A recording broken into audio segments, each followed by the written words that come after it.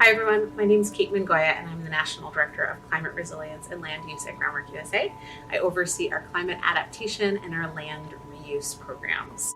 I grew up in New York City, and as an adult, I rented a room in a 3-bedroom apartment in West Harlem. One day I went to work and my street looked the way that it always did, and the next there were these beautiful saplings planted about every 8 to 10 feet down the street. In the morning, I came down to find the tops of every single one of those trees snapped off and thrown into the middle of the street.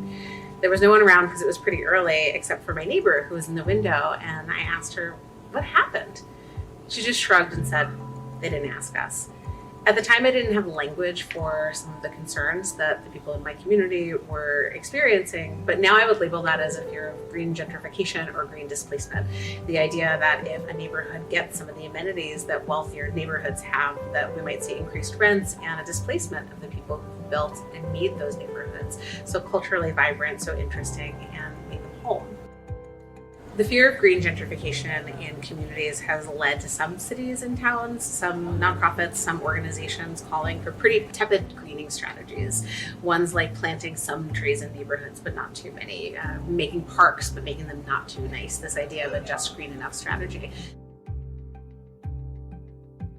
In response to green gentrification and displacement concerns, our network is being really creative about the types of partnerships that we have to bring people-centered, equitable development to residents that are suffering from extreme heat and from flooding. One of the newest examples is a partnership between Groundwork Hudson Valley and their local municipal housing authority, Macy, to get green infrastructure installed in multiple properties across the campus.